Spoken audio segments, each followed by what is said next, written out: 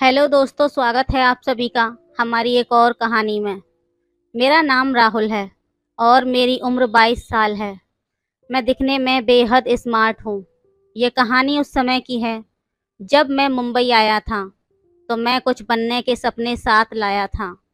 लेकिन मुंबई में मुझे टीना मैम क्या मिली, जिंदगी की दशा और दिशा दोनों ही बदल गई। मैंने मुंबई के एक फेमस इंस्टीट्यूट में यूपीएससी सिविल सेवा प्रतियोगी परीक्षा की तैयारी के लिए दाखिला लिया था। तो वहाँ पढ़ाने वाली मैडम जी यानी कि टीना मैम का जादू पहली ही नज़र में असर कर गया और प्यार में बदल गया। खूबसूरत भरा पूरा बदन और बेहद नशीली झील सी आंखें, घुंघराले लंबे बाल, ऐसे कि सामने वाला देखता ही रह जाए। मैंने टीना मैम से बातचीत शुरू करने की कोशिश की। क्लास में मैं अक्सर मुश्किल सवाल रखता, पर टीना मैम की सब्जेक्ट पर गजब की पकड़ थी।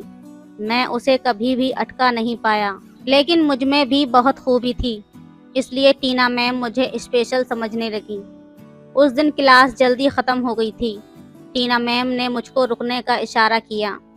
थोड़ी देर बाद हम दोनों एक कॉफ़ी हाउस में थे और वहाँ कहीं अनकहीं बहुत सी बातें हो गईं। अब तो नज़दीकियाँ बढ़ने लगीं, तो समय पंख लगाकर उड़ने लगा। एक दिन मौका देखकर मैंने टीना मैम को प्रपोज भी कर दिया, लेकिन टीना मैम ने वैसा जवाब नहीं दिया जैसी मुझको उम्मीद थी। एक बार टीना मैम की बहन की शादी थी। उसने मुझको इनविटेशन दिया, तो मैं भला ऐसा मौका क्यों छोड़ता। काफ़ी अच्छा आयोजन था, लेकिन मुझको इन सब में ज़्यादा दिलचस्पी नहीं थी। दुनियादारी की रस्में रात भर चलने वाली थीं, इसलिए मैं मेहमानों के रुकने वाले हॉल में आकर सो गया। लोगों की आवाज़ें अभी भी आ रही थीं, सब बाहर मंडप में थे। रात में अचानक किसी की छुअन की गर्माहट से मेरी नींद खुली। हालांकि लाइट बंद थी, लेकिन अपनी चादर में लड़की को मैं अंधेरे में भी पहचान गया था। टीना मैम इस तरह मेरे साथ, ऐसा सोचना भी मुश्किल था। लेकिन अपने प्यार को इतना करीब पाकर कौन मर्द अपने आप पर कंट्रोल रख सकता है। चंद लम्हों में हम दोनों एक दूसरे में समा जाने को बेताब होने लगे। टीना मैम ने मुझको मदहोश कर दिया था।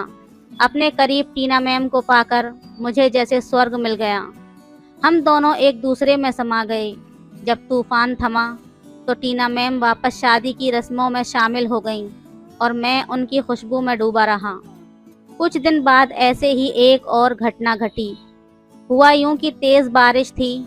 रास्ते से गुजरते समय मैंने टीना मैम को रोड पर खड़ा हुआ देखा, तो मैंने फ़ौरन उनके नज़दीक पहुंचकर अपनी मोटरसाइकिल रोकी। हम दोनों उस पर सवार होकर घूमने निकल गए। टीना मैम को रोमांचक की ज़िंदगी पसंद थी, इसलिए इस मौके का लुत्फ़ उठाना चाहती थी। बारिश का मज़ा रोमांस में बदल रहा था। प्यार में शराबोर हम घंटों सड़कों पर घूमते रहे। मेरी और टीना मैम की कहानी ऐसे ही आगे बढ़ती रही थी। तभी अचानक इस कहानी में एक मोड़ आया। टीना मैम ने मुझको होटल में बुलाया। डिनर की पार्टी अब तक की सब पार्टियों से अलग थी। टीना मैम की खूबसूरती आज जानलेवा महसूस हो रही थी। उन्होंने कहा, राहुल, तुम्हारे लिए स्पेशल ट्रीट है। मैंने मुस्कुराकर टीना मैम से कहा, आखिर किस खुशी में जो स्पेशल ट्रीट दे रही हो। टीना मैम ने कहा, मुझे नई नौकरी मिल गई है फरीदाबाद में, आईपीएस अधिकारी की। मेरा तो दिल टूट गया था ये सुनकर कि टीना मैम को सरकारी नौकरी मिल गई है। इसका मतलब उनकी जुदाई भी थी। मैंने दुखी लहजे में टीना मैम को जुदाई का दर्द सुनाया। टीना मैम ने मुस्कुराते हुए कहा, वादा करो तुम पहले कंपटीशन पास करोगे, नौकरी मिलने के बाद ही मुझसे मिलने आओगे, उससे पहले नहीं। और ना ही मुझे फ़ोन करोगे और ना ही मुझसे चैटिंग करोगे। मैं तुम्हारी टीचर रही हूँ, इसलिए मुझे ये गिफ्ट दोगे। फिर हम दोनों शादी करेंगे और एक नई ज़िंदगी, एक नई प्रेम कहानी शुरू करेंगे। मैं तुम्हारा इंतज़ार करूँगी। 1 साल का समय बस तुम्हारी यादों के सहारे गुजार लूँगी। अचानक से सब कुछ ख़त्म हो गया था।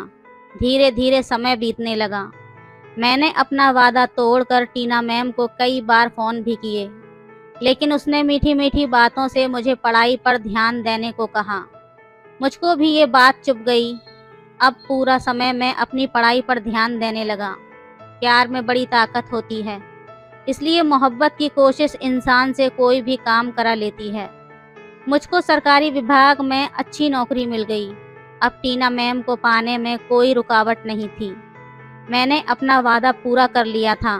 मैं टीना मैम से मिलने के लिए फरीदाबाद के लिए निकल गया। 1 साल बाद टीना मैम से मिलने का वक्त नज़दीक आ रहा था। मोहब्बत में अगर कामयाबी मिल जाए तो इंसान को दुनिया जीत लेने का एहसास होने लगता है। मैं ट्रेन में बैठा और चल दिया। ट्रेन सरपट भाग रही थी, लेकिन मुझको उसकी रफ्तार बैलगाड़ी से भी ज़्यादा धीमी लग रही थी। रात का 1 बज रहा था। मैंने एक पत्रिका निकालकर अपना ध्यान उसमें बांटना चाहा, लेकिन बेजान काले हुरूफ और कागज़ टीना मैम की कल्पना की क्या बराबरी करते। टीना मैम तो ऐसा ख्वाब थी जिसे पूरा करने में मैंने खुद को रोक लिया था। उसकी हर शर्त, हर हिदायत को आज मैंने पूरा कर दिया था। अब फैसला टीना मैम का था। मैंने मोबाइल फ़ोन निकाला और टीना मैम का नंबर डायल किया। फिर अचानक फ़ोन काट दिया। मुझे याद आया कि टीना मैम ने यही तो कहा था कि जब सच में कुछ बन जाओ तब मोहब्बत को पाने की बात करना, उससे पहले नहीं। मैं तब तक तुम्हारा इंतज़ार करूँगी। फिर मैंने मोबाइल फ़ोन वापस अपनी जेब के हवाले कर दिया। मैं अपनी बर्थ पर लेट गया। सुख के लम्हों को मैं टीना मैम की यादों में जीना चाहता था। अचानक ट्रेन रुकी तो मेरी नींद खुली और अब भी सुबह के 3 बजे थे। फरीदाबाद अभी भी दूर था। मैं दोबारा आंखें मूंदे हसीन सपनों में खो गया। ट्रेन जब फरीदाबाद पहुंची तब सुबह के 9 बज चुके थे। मैंने टीना मैम को फ़ोन मिलाया, लेकिन फ़ोन किसी अनजान ने उठाया था। वो नंबर टीना मैम का नहीं था। उसका नंबर अब बदल चुका था। दूसरे दिन मैं मालूम करता हुआ टीना मैम के कॉलेज पहुंचा। लाल गुलाब और टीना मैम के लिए गिफ्ट से भरे बैग मेरे हाथों में लगे थे। वैसे भी मुझको टीना मैम को उपहार देने में बड़ा सुकून मिलता था। अपनी पॉकेट मनी बचा बचाकर मैं उनके लिए छोटे छोटे गिफ्ट बुनता था, जिन्हें पाकर टीना मैम बहुत खुश होती थी। खुशी से लबरेज मैं उनके कॉलेज गया।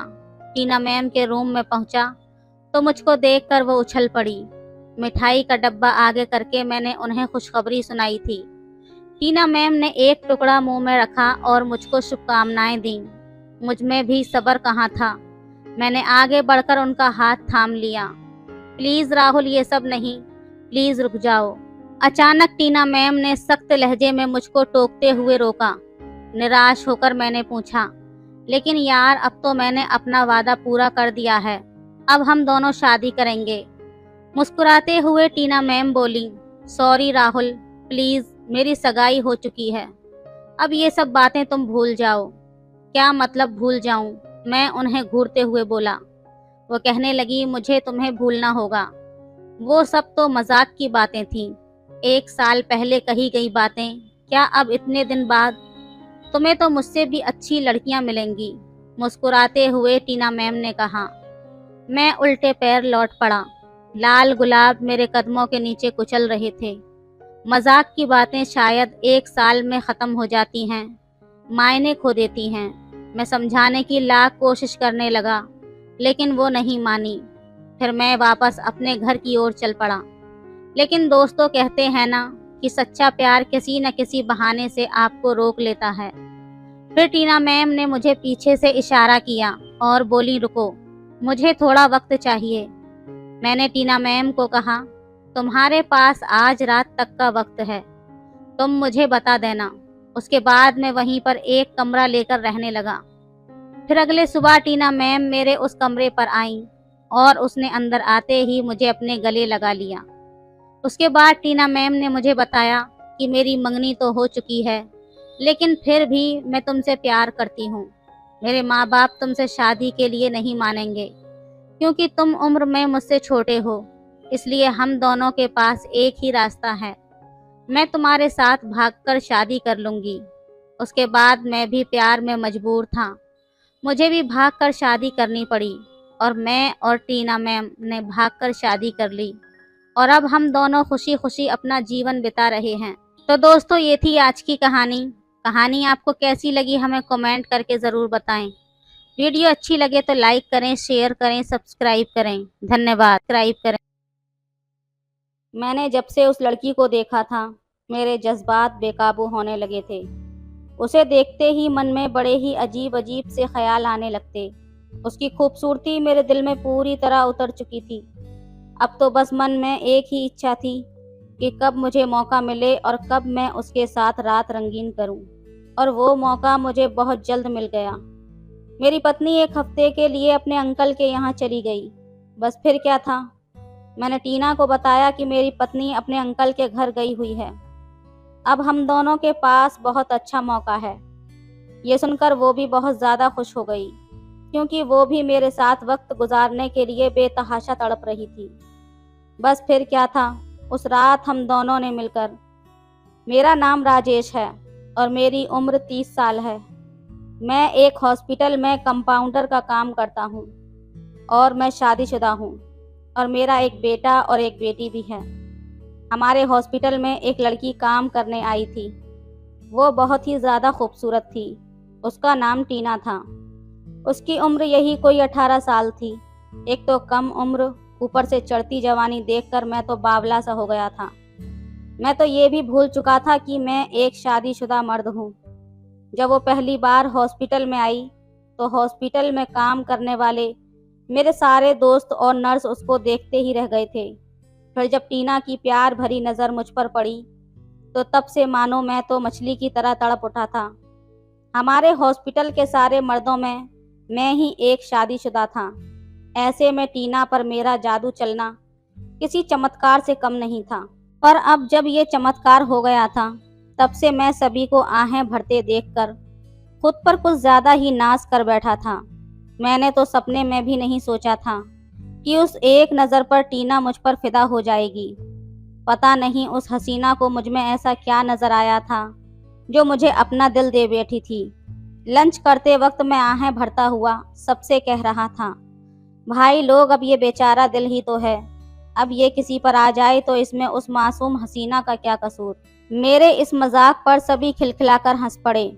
कैंटीन में घुसते वक्त जब मैंने अपने साथियों की बातें सुनी तो मैं मन ही मन इतरा उठा था और अपना लंच बॉक्स उठाकर दोबारा अपनी सीट पर आकर बैठ गया। अपने हॉस्पिटल के सारे आशिकों के जलते हुए दिलों से निकलती हुई आहें मेरे मन को ऐसा सुकून दे रही थी कि मैं खुशी से चलते फिरते हुए कुछ खा ही नहीं पाया था। तब मैंने चपरासी से चाय मंगवाई और अपनी चाय पीकर फिर से अपने काम में जुट गया। वैसे तो इस वक्त मैं एक पेशेंट को जांच कर रहा था, पर मेरा ध्यान तो टीना के इर्द गिर्द ही घूम रहा था।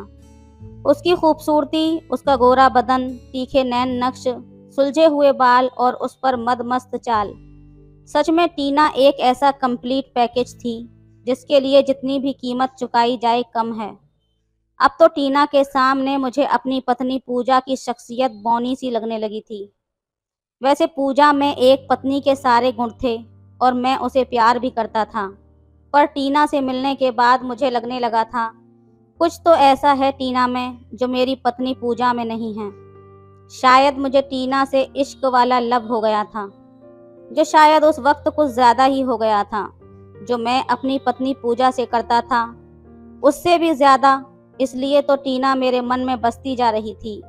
इधर मेरा प्यार परवान चढ़ रहा था तो उधर टीना का जादू मेरे सर पर चढ़कर बोलने लगा था। एक महंगे होटल में डिनर और महंगे महंगे उपहार पाकर टीना मुझ पर फिदा हो गई थी। जब भी मैं उसकी बड़ी बड़ी झील सी आंखों में अपने प्रति प्यार उमड़ता हुआ देखता, तब तब मेरा दिल जोर जोर से धड़कने लगता था। अब तो सिर्फ इसी बात की इच्छा होती थी कि न जाने ऐसा वक्त कब आएगा जब टीना के प्यार भरी नज़रें मुझ पर पड़ेंगी और उस प्यार भरी बारिश में मेरा मन भीग जाएगा। बस इसी कल्पना की चाह में मैं फिर से जी उठा था। ऐसा लगता था मानो मैं उस मंजिल को पा गया हूँ जहाँ धरती और आसमान एक हो जाते हैं। पर पूजा मेरे अंदर आए इस बदलाव से कैसे अछूती रह पाती। अब उसकी सवालिया नज़रें मुझ पर उठने लगी थीं, पर मैं चुपचाप था क्योंकि मुझे एक सही मौके की तलाश थी। रात को सोते वक्त जब कभी पूजा मेरे नज़दीक आने की कोशिश करती, तब मैं जानबूझकर उसको अनदेखा कर देता। मैं तो मुंह फेर कर सो जाता था और वो आंसू बहाती रहती थी। मुझे उसका रोना अखरता था, पर मैं क्या करता, मैं तो अपने दिल के हाथों मजबूर था। बीतते समय के साथ साथ मेरी टीना को पाने की चाहत बढ़ने लगी थी, क्योंकि टीना की बड़ी बड़ी आंखों में मेरे प्रति प्यार का सागर तेजी से हिलोरे लेने लगा था। अब मुझे लगने लगा था कि शायद सही वक्त आ गया है, जब मुझे पूजा से तलाक लेकर टीना को अपना बना लेना चाहिए। तभी मेरी इस बोरिंग भरी जिंदगी में खुशियों के फूल खिल पाएंगे। अभी मैं सही मौके की तलाश में था कि अचानक मेरी किस्मत मुझ पर कुछ ज्यादा ही मेहरबान हो गई। पूजा के अंकल की अचानक बीमार होने की खबर आई। वो 1 हफ्ते के लिए अपने अंकल के यहाँ चली गई। मुझे तो मानो गड़ा हुआ चिराग मिल गया। पूजा मुझे बोली, सुनो जी, मैं गाँव जा रही हूँ। पूजा अपना सामान पैक करते हुए मुझसे फ़ोन पर कह रही थी। तो मैंने कहा, तुम जल्दी से निकलो, मेरी चिंता मत करो, वरना तुम्हारी शाम वाली बस छूट जाएगी। फिर उसने कहा कि मैं काकी को बोल दूंगी, वो सुबह शाम आपका मनपसंद का खाना बनाकर दे दिया करेंगी। पूजा तो अभी भी मेरे लिए परेशान थी। मैंने भी अपनी चालाकी दिखाते हुए कहा, पूजा, मैं तो चाह रहा था कि मैं दफ्तर से जल्दी निकलकर तुम्हें बस स्टैंड तक छोड़ दूं, पर क्या करूं, इतना ज़्यादा काम जो है। इतना कहकर पूजा ने फ़ोन रख दिया कि नहीं जी, आप अपना काम करो, मैं खुद चली जाऊंगी। पूजा का इस तरह अचानक चले जाना मुझे एक अनजानी सी खुशी दे गया था। मैं तो बावला सा हो गया और सोचता कि यहाँ हॉस्पिटल में ही टीना को सब कुछ बताकर अपने घर ले जाऊंगा। पर फिर कुछ सोचने के बाद मुझे यही लगा कि मैं अपने घर पहुंचकर फ्रेश होने के बाद ही टीना से मिलने जाऊंगा। बस फिर क्या था, मैं तुरंत घर पहुंचा और अच्छी तरह तैयार होकर टीना के पास पहुंच गया। दरवाजे की घंटी बजाने पर दरवाज़ा टीना ने नहीं, बल्कि किसी मोटी सी औरत ने खोला था। उस औरत ने बेरुखी से देखा और बोली, मिस टीना ऊपर रहती हैं। फिर मैं ऊपर चला गया। जब मैं टीना के कमरे में पहुंचा, तब मैंने देखा कि वो किसी गाने पर डांस कर रही थी। कमरे में चारों तरफ कपड़े बिखरे हुए थे और झूठे बर्तन यहाँ वहाँ लुढ़के पड़े थे। वो मुझे अचानक सामने देखकर हड़बड़ा गई थी। जल्दी से यहाँ वहाँ पड़ा हुआ सामान समेटने लगी। फिर उसने सामने पड़ी हुई कुर्सी पर धूल साफ की और मुझे बैठने का इशारा किया। फिर वो मेरे लिए पानी लेने के लिए चली गई। टीना के जाने के बाद जब मैंने कमरे के चारों तरफ नजर घुमाई, तो इर्द गिर्द जमी मोटी सी परत धूल को पाया। इतना गंदा कमरा देखकर मेरा तो जी मिचलाने लगा था। अब धीरे धीरे मुझे अपनी पूजा की कदर समझ आने लगी थी। वो तो सारा घर शीशे की तरह चमकाकर रखती थी, तब भी मैं उसे टोकता ही रहता हूँ। पर यहाँ तो गंदगी का ऐसा आलम था कि पूछो ही मत। थोड़ी देर में टीना मुझे चाय थमाते हुए बोली, ये लो स्पेशल चाय। डिनर के वक्त चाय देखकर मेरे सर पर चढ़ा इश्क का भूत बिखरने लगा। टीना अपना पसीना पोंछते हुए बोली, वो क्या है ना, मुझे तो बस यही बनाना आता है, क्योंकि सारा खाना तो काम वाली ही बनाती है। तो मैं समझ गया कि अब तक मैं जो कुछ भी टीना के लिए महसूस कर रहा था, वो तो सिर्फ एक छलावा था। मेरा उखड़ा हुआ मूड देखकर तुरंत टीना ने अपना अगला पासा फेंका। वो तुरंत मेरे पास आई और मेरे साथ लिपट गई।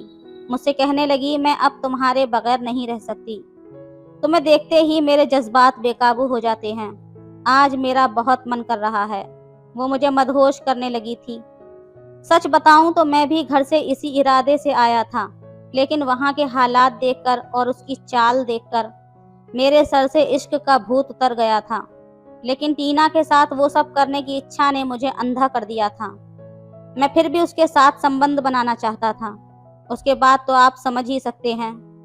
मैंने उसके साथ 2 घंटे तक वक्त बिताया और जब हम दोनों आराम करने लगे, फिर टीना मुझसे बोली, तुम अपनी पत्नी को तलाक दे दो और मेरे नाम अपना फ्लैट कर दो, फिर देखो कि मैं तुम्हें कैसे स्वर्ग की सैर कराती हूँ। उसके मुंह से ऐसी बातें सुनकर मेरा तो सर ही घूम गया।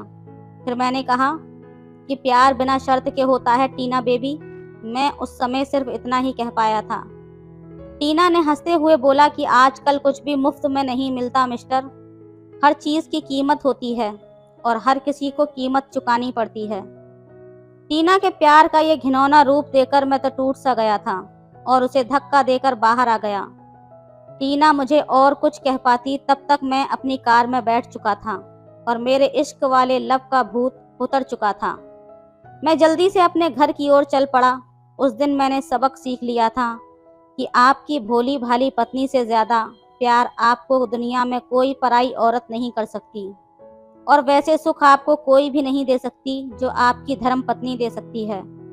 फिर अगले दिन मैं अपने हॉस्पिटल गया और हेड डॉक्टर से कहा, सर मेरा ट्रांसफ़र गांव में करवा दीजिए, आपकी बहुत ही मेहरबानी होगी।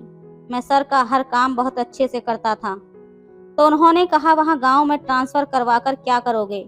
अगर बोलो तो मैं दिल्ली या मुंबई में करवा देता हूँ।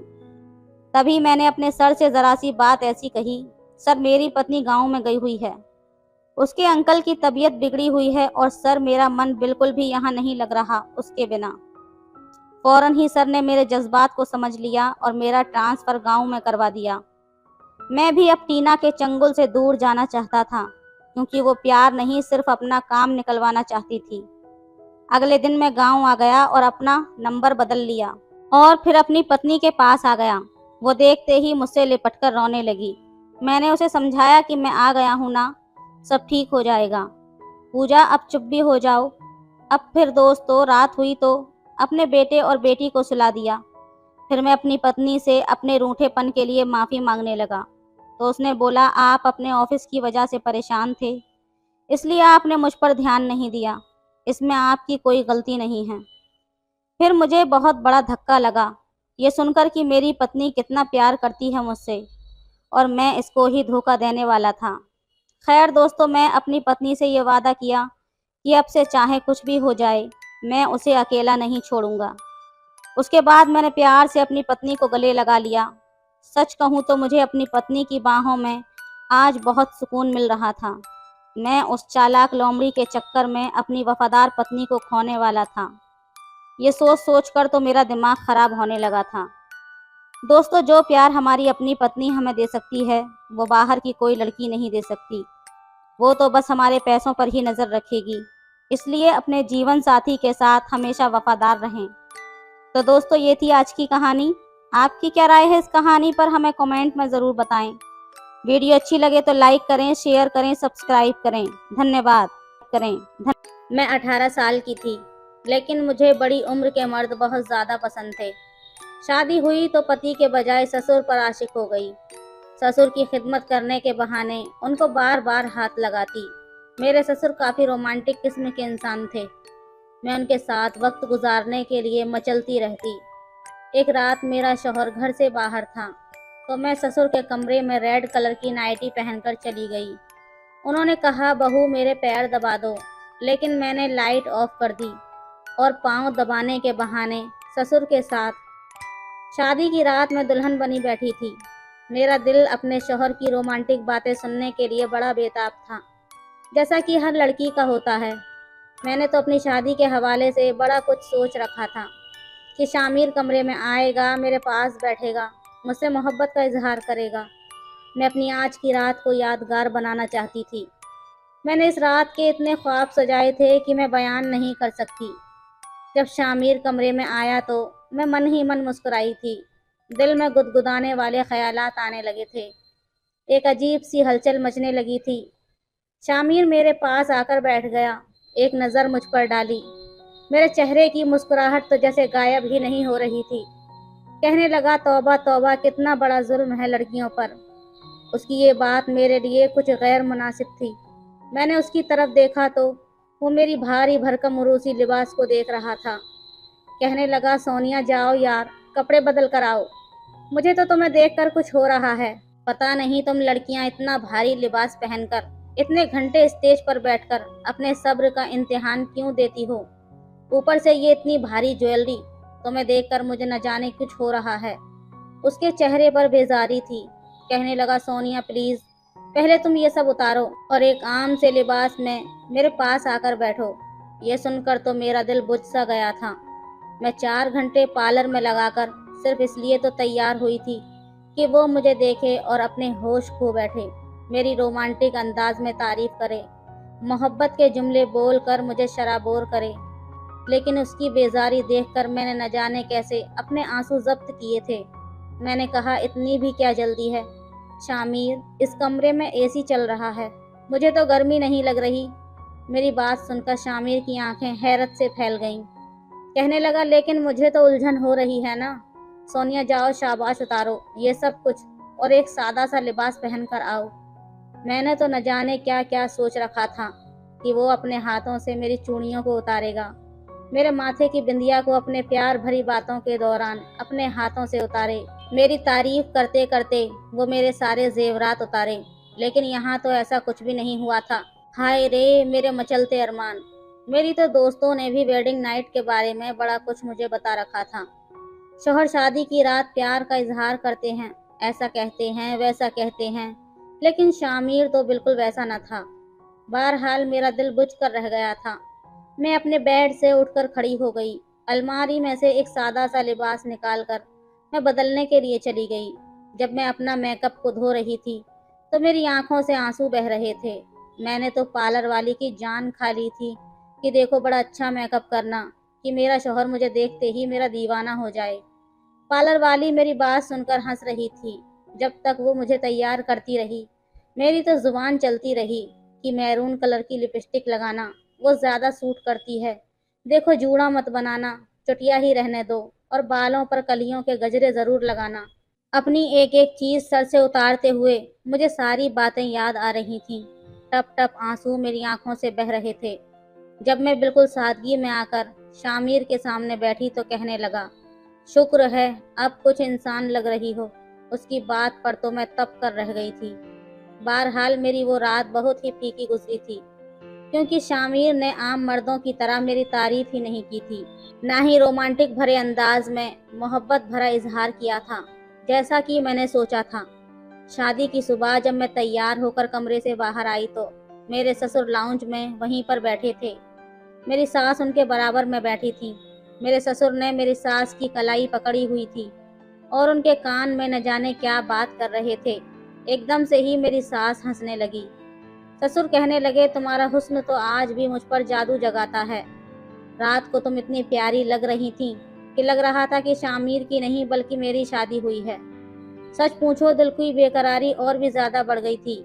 मैंने बड़ी मुश्किल से अपने दिल को संभाला था कि नहीं बेटा जवान हो गया है। ये कहना था कि मेरी सास ने अपनी कलाई ससुर के हाथ से छुड़वाई। कहने लगी, बड़े बेशर्म हैं आप। शायद उनकी नज़र मुझ पर पड़ गई थी। मैंने फौरन से नज़रें झुका लीं। मेरे ससुर ने जब मुझे देखा तो हंसने लगे। कहने लगे, आओ बेटा, अब तो तुम हमारे ही घर का एक हिस्सा बन गई हो, इसलिए खुद को आदी बना लो। हम दोनों बुड्ढा बुड्ढी तो बस ऐसे ही प्यार मोहब्बत भरी बातें कर रहे थे। मैं अपने सास ससुर के पास आई, उनको सलाम करने लगी। मेरी सास ने मुझे अपने पास बिठा लिया। कहने लगी, इतनी जल्दी क्यों उठ गई? अभी तो बस 9 ही बजे हैं। अरे भाई, हमारे घर में कोई ऐसा रिवाज नहीं है कि बहू सुबह सुबह अपनी नींद खराब करके उठे और सबके लिए नाश्ता तैयार करे। शामिर मेरा इकलौता बेटा है, घर में कोई पाबंदी नहीं है। मैंने कहा, नहीं अम्मा, बस मैं खुद ही उठकर आ गई थी। मैंने सोचा मुझे आप लोगों के साथ बैठकर वक्त गुजारना चाहिए। मेरी बात सुनकर मेरे ससुर कहने लगे, हाँ ये तो अच्छा है। मेरी सास कहने लगी, मुलाजिम नाश्ता बना रही है, मैं जाकर देख कर आती हूँ कि नाश्ता अभी तक बना है या नहीं। फिर मुझसे पूछने लगी, शामिर कहाँ है? मैंने कहा, वो तैयार होकर आ रहे हैं। मेरी सास उठकर किचन में चली गई। मेरे ससुर कहने लगे, वैसे मुझे उम्मीद नहीं थी कि इतनी जल्दी सुबह को उठकर तुम कमरे से बाहर आ जाओगी और शामिर तुम्हें आने देगा। अरे भाई, जब मेरी शादी हुई थी तब तो ये रिवाज था कि 7 बजे सबके साथ नाश्ता करना होता था, लेकिन ऐसे माहौल में भी मैंने तो अपनी ही बात मनवाई थी। 10 बजे से पहले मैंने कमरा नहीं खोला था। सब मेरा कमरा खटखटाकर थक चुके थे। ये कहकर वो हंसने लगे। शायद उनका मिजाज ही कुछ ऐसा था, लेकिन मैं उनकी बात सुनकर कुछ अजीब सा महसूस करने लगी। लेकिन जैसे जैसे वक्त गुजरता गया मुझे अंदाजा हो गया कि मेरे ससुर बहुत ही रोमांटिक किस्म के हैं। दूसरी बात ये कि वो मेरी सास के दीवाने थे। वो अभी भी मेरी सास से ऐसे ही मोहब्बत से बात करते थे जैसे नई नई शादी हुई है, लेकिन इसके बरक्स शामिर ऐसा नहीं था। मैं उनके लिए सजती सवरती तैयार होती, वो मुझ पर बस एक सरसरी सी नज़र डालकर हटा लेता। खुद ही ढीठ बनकर पूछती रहती कि शामिर, मैं आज कैसी लग रही हूँ? ये कलर मुझ पर कैसा लग रहा है? वो बस मुझ पर एक नज़र डालता और कहता, ठीक है, तुम्हें अच्छा लग रहा है तो अच्छा ही होगा। मैं ये समझ नहीं पाती थी कि आखिर वो ऐसा क्यों करता है। मैं उससे एक मोहब्बत वाला इजहार सुनना चाहती थी। मैं चाहती थी कि वो मेरा हाथ पकड़े, मुझे अपने करीब करने की कोशिश करे। मैं हिचकिचाऊं, पीछे हटूं, लेकिन वो ज़बरदस्ती मुझे अपने करीब करे, मेरे गले में बाहें डाले, मेरी तारीफ करे और मैं शर्माते हुए नखरे दिखाऊं। ऐसी छोटी छोटी बातों से जिंदगी में खूबसूरत से रंग बिखर जाते हैं, जैसा कि मेरे ससुर करते थे। वो तो मेरी सास का बहुत ख्याल रखते थे, यहाँ तक कि मेरी सास को खाने पीने में भी ऐसी चीज़ें खाने से टोक देते थे जो उनके लिए नुकसानदायक होती। एक बार शाम के वक्त बारिश होने लगी। मेरे ससुर अपने कमरे में थे। मेरी सास ने जब खूबसूरत मौसम देखा तो मुझसे कहने लगी, सोनिया बेटा देखो बारिश कितनी खूबसूरत लग रही है। मैंने कहा जी अम्मा। वो मेरा हाथ पकड़कर मुझे बाहर ले आईं और कहने लगी, मुझे ये मौसम बहुत ज़्यादा पसंद है। मेरी सास के चेहरे पर खुशी के सारे रंग नज़र आ रहे थे। बारिश तो मुझे भी बहुत पसंद थी। हम दोनों ही सहन में बारिश का लुत्फ उठाने लगे। मगर अचानक ऊपर एक खिड़की से ससुर ने देख लिया। वहीं से सास को पुकारने लगे, कहने लगे, सुमैया तुम तेज बारिश में क्या कर रही हो। ये कहकर खिड़की जोर से बंद की। मेरी सास कहने लगी, लो आ गई अब मेरी शामत। मैंने कहा क्यों अम्मा। कहने लगी, बस तुम्हारे अब्बा को मेरी बड़ी फिक्र रहती है। कहते हैं बारिश में नहाओगी तो बीमार पड़ जाओगी। मेरी सास अभी ये बात कह रही थी कि मेरे ससुर आ गए। मेरी सास को कहने लगे, सुमैया तुम्हें कब समझ आएगा। जानती हो ना बारिश का पानी तुम्हारे सर पर जाते ही तुम्हें छींकें शुरू हो जाती हैं, फौरन से बुखार चढ़ जाता है। मेरे ससुर के हाथ में तौलिया था। उन्होंने फौरन सास के सर पर रखा और उनका हाथ पकड़कर अंदर की जानिब लेकर चले गए। मैं भी उनके पीछे ही अंदर आ गई। उन्होंने जल्दी से मेरी सास को सोफे पर बिठाया, उनके सर पर तौलिया रगड़ने लगे ताकि उनके गीले बाल खुश्क हो जाएं। मेरी सास छींकें मारने लगी। ससुर कहने लगे, देखा ना, मुझे इसी बात का डर था। तुम्हें अपनी जरा भी परवाह नहीं है। अजीब हो तुम। ये देखकर मेरा दिल एक बारगी से धड़का था कि काश कभी शामिर भी मेरे साथ ऐसी मोहब्बत का इजहार करे। उसके अब्बा तो वारी सदके जाते हैं अपनी बीवी पर, कितना ख्याल रखते हैं वो मेरी सास का। कहने लगे, सुमैया अगर तुम्हें कुछ हो गया तो खुदा की कसम मैं भी मर जाऊंगा। मेरी सास कहने लगी, आप क्यों इतनी सी बात को बड़ा बना रहे हैं। कोई बात नहीं, बस मेरा दिल चाह रहा था बारिश में नहाने का, इसलिए चली गई थी। नहीं होती मैं बीमार। सास की बात सुनकर ससुर कहने लगे, तुम्हें क्या पता, मैं भुगत चुका हूँ ना तुम्हारी बारिश में नहाने वाली आदत को। खबरदार, जो दोबारा तुमने फिर से बारिश में नहाई तो गलती मेरी है जो मैंने तुम्हें अपने पास से उठकर नीचे जाने दिया। फिर मेरे ससुर मेरी सास का बाजू पकड़कर उन्हें कमरे में ले जाते हुए कहने लगे, जल्दी आओ तुम्हारे कपड़े तब्दील करवाता हूँ। मुझे तो ये डर है कि कहीं तुम्हें बुखार ना आ जाए। मैं तो अपने ससुर को देखकर हैरत में पड़ गई थी कि काश ऐसी मोहब्बत शामिर भी मेरे लिए दिखाता। शायद सास ससुर की मोहब्बत की वजह एज में डिफरेंस था। मेरी सास मेरे ससुर से 10 साल छोटी थी। थोड़ी देर बाद शामिर भी भीगता हुआ अंदर दाखिल हुआ। मुझे देखकर कहने लगा, बड़ा जबरदस्त मौसम हो रहा है। ऐसे मौसम में अगर पकोड़े और कबाब के साथ चाय मिल जाए तो मज़ा ही आ जाएगा। देखो मैं अभी फ्रेश होकर आ रहा हूँ, फटाफट से पकोड़े और चाय बना कर दो। ये कहकर फौरन से वो सीढ़ियाँ चढ़ के ऊपर चला गया। मेरा दिल टूट सा गया। सर्दी तो मुझे भी लग रही थी, पानी से तो मैं भी भीगी हुई थी, लेकिन उसे तो मेरी ज़रा भी परवाह नहीं थी। उसे बस ये था कि वो फटाफट से फ्रेश होकर आए तो मैं उसके लिए चाय और पकोड़े और बाकी चीज़ें टेबल पर सजा दूं। मगर उसे मेरी ज़रा भी परवाह नहीं थी। क्या बिगड़ जाता उसका कि मुझसे कह देता कि तुम भी भीगी हुई हो, आ जाओ, पहले कपड़े बदल लो। लेकिन नहीं, वो तो मुझसे लापरवाह था। मैं गुस्से में किचन में आकर पकोड़े बनाने लगी कि चाय सैंडविच भी बनाकर सब कुछ टेबल पर रख दिया। जब तक मेरी सास ससुर शामिर कमरों से बाहर निकले मैं सब कुछ सजा चुकी थी। शामिर कहने लगा, वाह ज़बरदस्त, ये कहकर खाने लगा। मुझे लगा कि शायद वो मेरी तारीफ करेगा, लेकिन उसका रवैया तो वैसा ही था। एक बार शामिर जल्दी ऑफिस से घर आ गया। मैं तैयार थी, मेरा मूड बहुत अच्छा था। मुझे लगा कि शायद वो मुझे कहीं बाहर लेकर जाएगा। हमारी नई नई शादी हुई थी। मैंने कहा, शामिर कहीं लॉन्ग ड्राइव पर चलते हैं। वो कहने लगा, नहीं यार आज नहीं। आज मैं अपने दोस्तों के साथ कहीं जा रहा हूँ। ऐसा करो तुम अपनी सहेलियों को फ़ोन कर लो, उनके साथ कहीं चली जाओ। मैंने कहा नहीं, मुझे आपके साथ जाना है। वो कहने लगा देखो सोनिया, मैंने अपने दोस्तों से वादा किया था, नहीं गया तो वो बहुत ज़्यादा नाराज़ हो जाएंगे। तुम फिलहाल अपने दोस्तों के साथ चली जाओ, मैं तुम्हें 3-4 दिन के बाद ले जाऊंगा। मैंने कहा मुझे कहीं नहीं जाना। मेरा दिल बुझ सा गया था, मेरी आंखों से आंसू बहने लगे, लेकिन उस शख्स को जरा भी मेरी परवाह न थी। हालांकि वो जानता था मैं रो रही हूँ। कहने लगा एक तो तुम औरतों के पास ये बड़ा हथियार मौजूद है, बात होती नहीं है कि टप टप आंसू बहाना शुरू कर देती हो।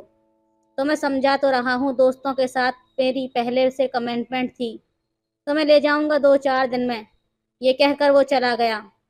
अगर मेरे ससुर होते तो कभी भी मेरी सास की आंखों में आंसू देखकर अपने दोस्तों के साथ न जाते। इतनी मोहब्बत करते थे वो मेरी सास से। काश मेरी शादी भी बड़ी उम्र के शख्स से हो जाती, जिसके पास बीवी के साथ वक्त गुजारने की फुर्सत तो होती। आहिस्ता आहिस्ता मेरे ससुर मेरा आइडियल बनने लगे थे, क्योंकि वो वैसी ही मोहब्बत करते थे जैसी मोहब्बत मैं अपने शौहर से चाहती थी। हालांकि कुछ दिन बाद शामिर मुझे बाहर ले गया था, लेकिन फिर भी अनरोमांटिक सा सफर था। गाड़ी चलाते हुए वो अपने दोस्तों की बातें कर रहा था, मुझे खाना खिलाया, वापसी पर अपनी यूनिवर्सिटी के किस्से सुनाता रहा या अपने ऑफिस के बारे में बातचीत करता रहा। एक बार भी उसने मेरी तरफ नहीं देखा, एक बार भी उसने मेरी तारीफ नहीं की, ये नहीं कहा कि तुम बहुत अच्छी लग रही हो। मैं अब बुझी बुझी सी रहने लगी थी। मेरे ससुर का यह हाल था कि मेरा भी वो लिहाज नहीं करते थे। मेरे सामने ही मेरी सास के करीब होने लगते, पुराने दिनों की बातें दोहराने लगते, जो शायद उनकी बहुत रोमांटिक गुजरी थी। कहने लगे तुम्हारा हुस्न तो कभी कम होने का नाम ही नहीं लेता सुमैया। जब तक तुम्हारा हुस्न जोबन पर रहेगा, मेरी गुस्ताखियां तो यूं ही जारी रहेंगी, चाहे मैं दादा ही क्यों ना बन जाऊं। सास ससुर के अलावा घर में कोई न था, इसलिए मुझे उनके साथ बैठना उठना पड़ता था। और जैसी जैसी बातें मेरे ससुर मेरी सास से कहते थे, मेरे दिल में बेख्तियारियां बढ़ने लगती थीं। ऐसी ही बातें मेरे भी कान सुनना चाहते थे कि कोई मुझसे भी मोहब्बत का इजहार करता, ऐसा ही प्यार करता जैसा मेरा ससुर मेरी सास से करता है। मैंने सोचा कि शायद मैं शामिर से कतराना शुरू कर दूं, तो शायद उसे मेरी कदर हो जाएगी। मैं उसके पीछे पीछे रहती हूँ, इसलिए उसे मेरी कदर नहीं है। एक बार शामिर मुझसे कहने लगा, जाओ चलो जल्दी से तैयार होकर आ जाओ, मैं तुम्हें कहीं घुमा कर लाता हूँ, काफी दिनों से तुम कहीं पर नहीं गई हो। मैंने कहा नहीं, मैं ड्राइवर के साथ चली जाऊंगी, मुझे आपके साथ नहीं जाना। मुझे लगा शामिर पूछेगा क्यों नहीं जाना, वजह बताओ, तो मैं उसे नखरे दिखाऊंगी, उसे कहूंगी कि वो मेरे साथ इतनी बेमुरव्वत तरीके से रहता है, इसलिए मैं उससे नाराज हूँ। वो शायद मुझे मनाएगा, मगर उसने कहा चलो ठीक है, तुम खुद चली जाना। उसने तो बात ही खत्म कर दी। मैं बुझे हुए दिल के साथ कमरे से बाहर निकली थी। मेरी सास ससुर का कमरा खुला हुआ था। ससुर मेरी सास के बालों में कलियों के गजरे लगा रहे थे, कानों में सरगोशियां कर रहे थे, जिस पर मेरी सास मुस्कुरा रही थी। बार बार मेरे ससुर की छेड़छाड़ पर उनके हाथ पीछे कर रही थी। क्या आप कभी नहीं सुधरेंगे? अपनी उम्र देखें और अपने काम देखें। और वो उन्हें कहने लगे, दिल जवान होना चाहिए, उम्र का कुछ नहीं होता। एक बार मेरी सास मेरे ससुर से कहने लगी कि वो अपनी बहन से मिलने जाना चाहती हैं। 2 साल हो गए हैं, लेकिन वो इस बार भी उनके घर नहीं गईं। मगर ससुर कहने लगे कि तुम वहां चली गई तो मेरा क्या होगा? मैं तो तुम्हारे बिना देवदास बन जाऊंगा। मैं तुम्हारी 2 घंटे की जुदाई बर्दाश्त नहीं कर सकता। ये सुनकर मेरे दिल में ख्वाहिश होती थी कि काश मेरी शादी किसी ऐसे ही शख्स से हो जाती जैसे कि मेरे ससुर हैं। मैं तो खुद को बड़ा खुशनसीब समझती।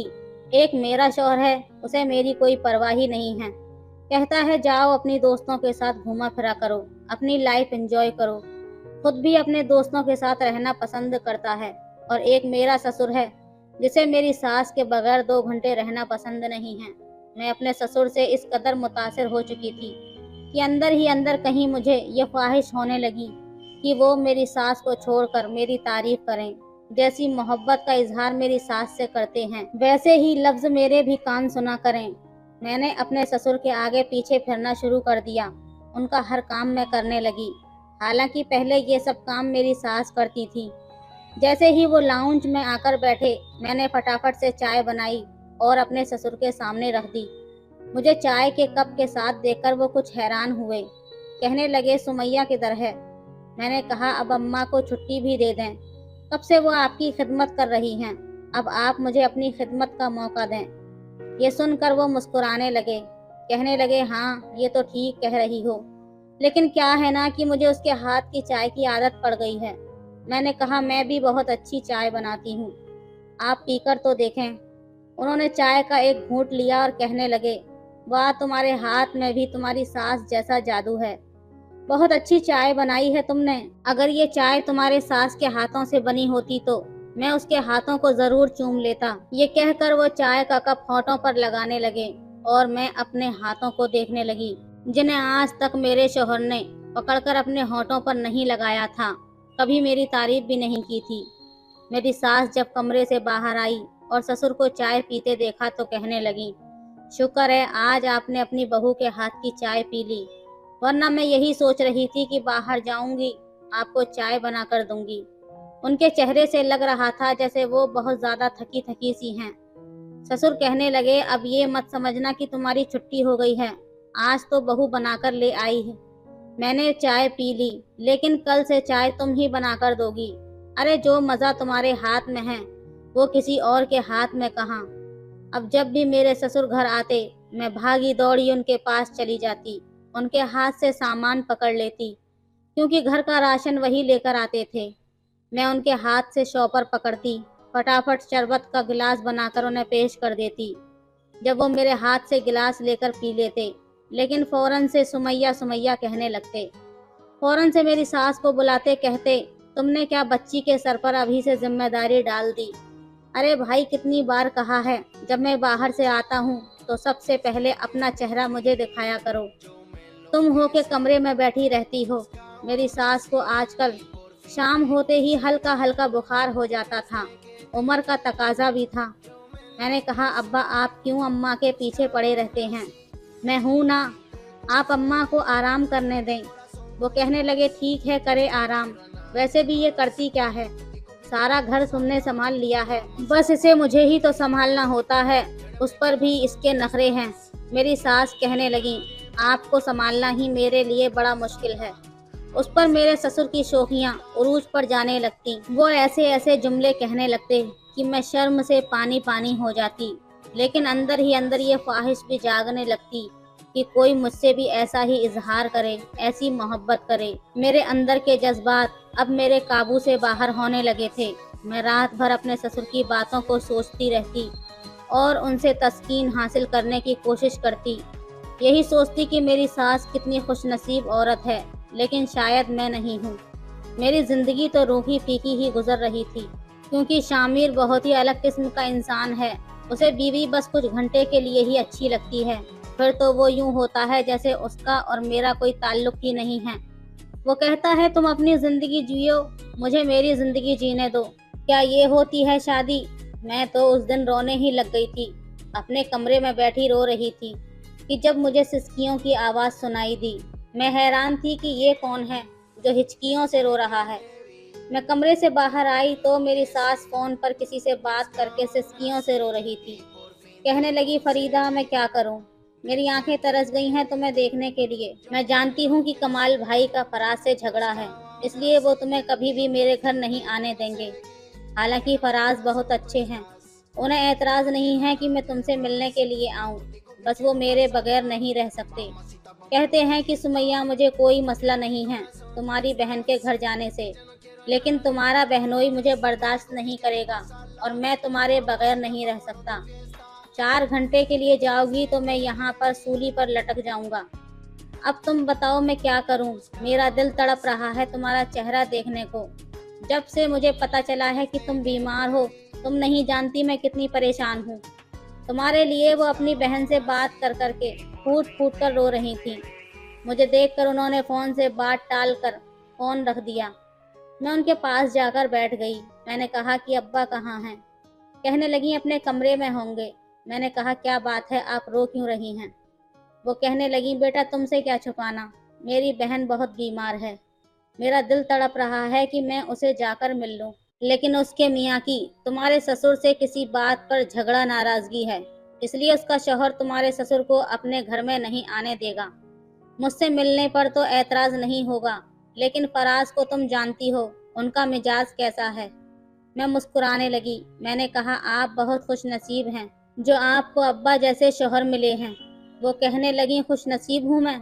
ये कहते हुए उनकी आंखों से आंसू बहने लगे।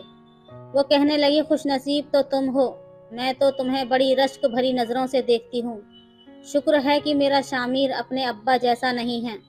ये सुनकर मैं हैरत से अपनी सास की जानिब देखने लगी। वो कहने लगी कि देखो ना, तुम कितनी आज़ादी से अपने मायके जाती हो, दो दो दिन रहकर आती हो, अपनी बहनों से मिलकर आती हो, ड्राइविंग करके अपनी सहेलियों के साथ चली जाती हो, मार्केट जाती हो, तुम्हें आने जाने की आज़ादी है। मुझसे पूछो, जब से मेरी शादी हुई है, मोहब्बत के नाम पर बड़ी कड़ी सजा भुगत रही हूँ।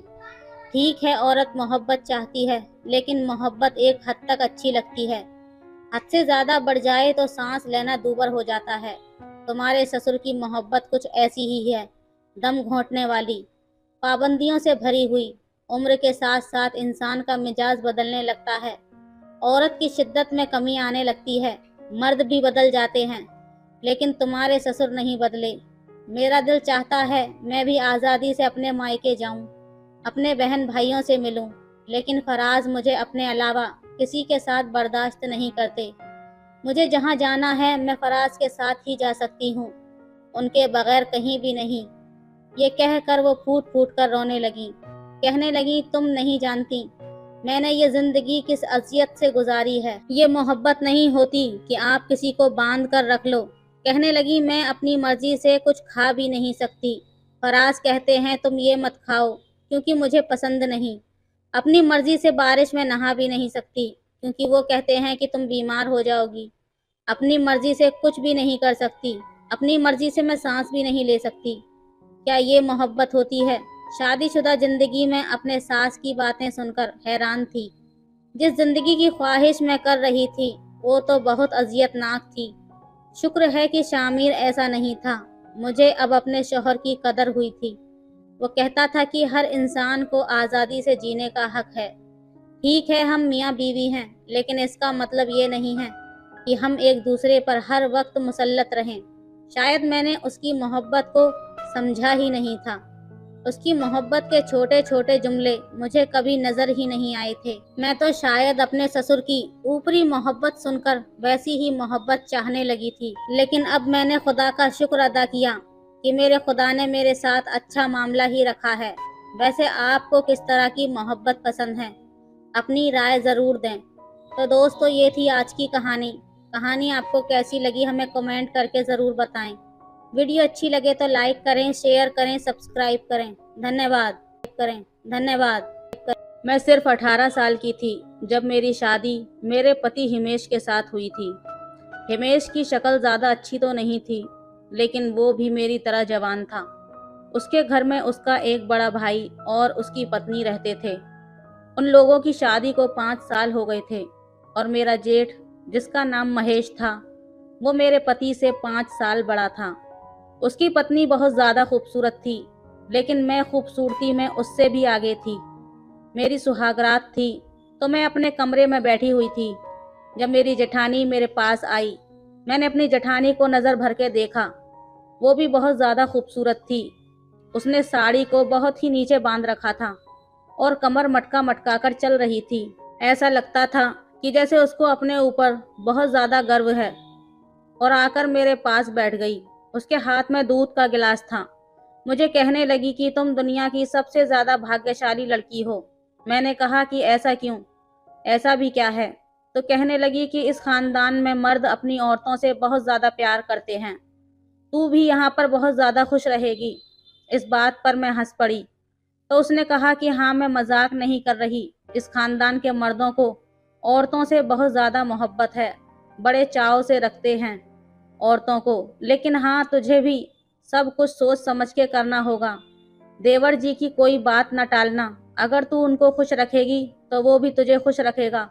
बस मैं तुझे ये बता रही हूँ कि देवर जी की दुखती रग वही है जो हर मर्द की होती है, और वही है जो मेरे मर्द की भी है। मैंने कहा कि इसलिए तुम हमेशा इतनी तैयार होकर रहती हो। तो कहने लगी, और क्या, अगर औरत तैयार होना छोड़ दे तो उसके मर्द को एक पल नहीं लगता दूसरी औरत के पीछे जाने के लिए। मैंने तुझे कहा ना, इन मर्दों को बांध के रखना बहुत ज़रूरी है। और बांध के रखने के लिए औरत के पास होता ही क्या है सिवाय उसकी खूबसूरती और सुंदरता के। बस तू मेरी ये बात अपने पल्लू से बांध लेना। मैंने सोचा कि पहली रात ही तुझे ये बात बता दूं, क्योंकि आज से ही ये सब कुछ शुरू होने वाला है। आज अगर तू जीत गई तो हमेशा जीत तेरी ही होगी। लेकिन ये बात भी सच है कि औरत की जीत मर्द के सामने हार जाने में होती है। इसलिए आज तुमने ऐसे हारना है कि तुम जीत जाओ। मेरी जेठानी से मुझे इस तरह की बातों की उम्मीद नहीं थी। वो तो बहुत खुलकर बातें कर रही थी, पर जो भी कह रही थी सही कह रही थी। जाहिर है उसका तजुर्बा मुझसे ज्यादा था। मेरी जेठानी को अभी तक कोई संतान नहीं हुई थी, इसलिए वो अपने पति के लिए ही तैयार होती और उसकी हर बात मानती थी। लेकिन मुझे बच्चे बहुत अच्छे लगते थे। मैं तो चाहती थी कि जल्दी जल्दी एक नन्ना मुन्ना सा बालक मेरी गोद में आ जाए, पर मैंने ये बात किसी को बताई नहीं थी। मेरी जेठानी ने मुझसे कहा कि ये ले दूध का गिलास, अपने मर्द को पिला देना, और हंसती हंसती वहां से चली गई। अभी तो वो बहुत हंस रही थी, पर मैं अभी ये भी सोच रही थी कि इसी औरत के साथ मुझे इस घर में रहना है और मिल बांट के सारे काम करने हैं। पर फिर सोचा कि सास से तो अच्छी ही है। मेरा शौहर कमरे में आया तो कुछ डरा डरा सा लग रहा था, घबराया हुआ था। साफ पता चल रहा था कि इसको जिंदगी में किसी लड़की ने घास नहीं डाली होगी। इसकी कोई गर्लफ्रेंड नहीं थी, बस मैं ही थी। चलो ये भी अच्छी बात थी। हम लोग बहुत खुश थे। सुबह हुई तो मैं नहा धोकर बाहर आई। मेरी जेठानी ने कहा कि बहुत सुंदर लग रही हो, बिल्कुल किसी फूल की तरह खिल गई हो।